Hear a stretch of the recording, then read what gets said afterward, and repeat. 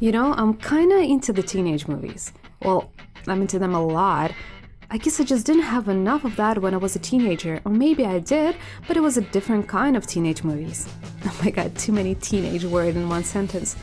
So anyways, once on a rainy night, which Vancouver has a lot of as I found out, I decided to check out Do Revenge movie. And it is not what it seems to be. If you're new to the channel, I'm just letting you know that I don't really reveal the plot of the movies in my videos, because my goal is to get you interested enough to watch it yourself. So let's get into it. Oh, sweetie.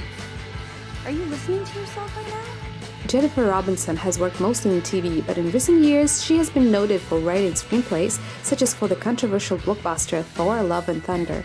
Her debut feature film Someone Great turned out to be surprisingly coherent and enthusing romantic comedy. The picture Do Revenge pleases with the confident work of the director who also wrote the script. Now, my opinion and notes: the color palette, the costumes, everything gives the vibe of the school movies of the 90s. You really want to get into that school. It's classy, fancy, dreamy. What I really liked, and that actually played a great part in engaging the viewer into the story, is a short exposure. The viewer is thrown into the abyss of what is happening immediately. More than half of the film's voiceovers belongs to Eleanor and the narration conducted from her side, which ambiguously hints at who is in charge of the situation. But in the second half of the film, Drea takes over the reins, and this is where the main plot of the film begins, something you don't expect. Yes, this is the problem when you watch a movie at home from a computer, and you can really see what minute of the movie you are in and immediately determine for yourself that the culmination has yet to come. I often unravel the endings of the film, or at least the denouement of the main conflict, but this film literally took me by the hand and led me along, and I in fact was led.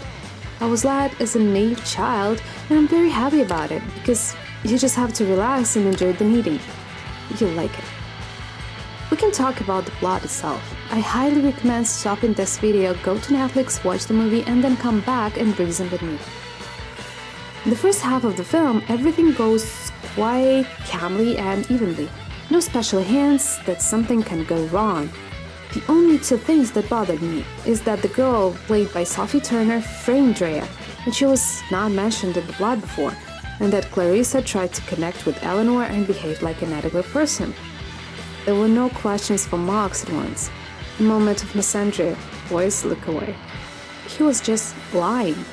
Girls, you know that speech when a guy just sits and pulls the wool over your eyes, and you're like, oh my god, you have to be kidding me. I liked the suspense scene when Eleanor was hiding in Mac's room and he pretended not to notice her. And I'm sitting like, well, literally she's holding onto the door and the door is switching, well, come on. It was funny, I liked that.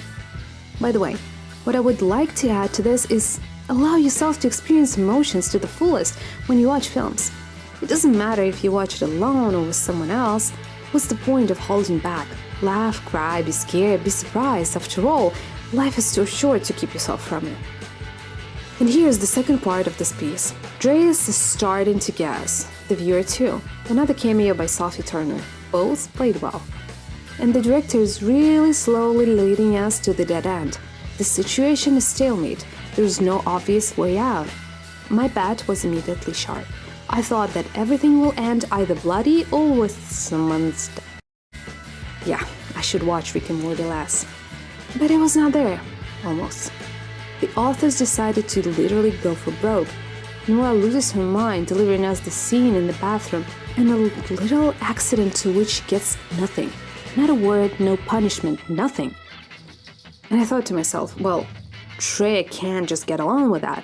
She claims herself to be smart. I already thought that she would simply confess everything and go to a mental hospital, but no.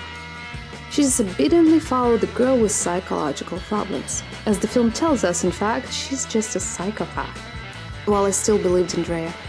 Though, let's be honest, there aren't many characters in this movie that I really want to empathize with. There's actually none. They all kind of problematic, to say the least. All in all, I was hoping that Drea would do something different. Something will change. But she decides to simply roast Nora for her nose job. And I'm like, okay sis, now what? And Then they just go out to make up. Trey revealingly breaks the camera and gets roasted by Max. Well, I think, okay, this is a bad ending. Probably everything will remain so.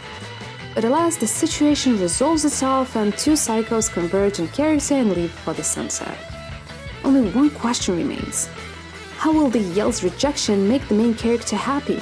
Just because she wanted to go to a good university doesn't make her a bad person. Or why is the thought about that broadcast? Is that a stupid goal to have? Unclear. I do not agree. Yes, at 17 you don't exactly know what you want to be.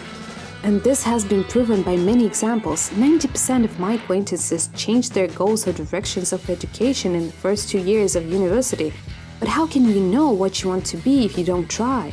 Yes, in North America it's more difficult. Education is incredibly expensive. It is terribly difficult to get in. But to know what you want to be, you need to try what you like, one way or another. Sometimes you try something, give up, and then after a while you return to this activity again. This is life. Thanks for watching the good movies, and until the next video, I hope it comes out soon. I'm shocked! This is shocking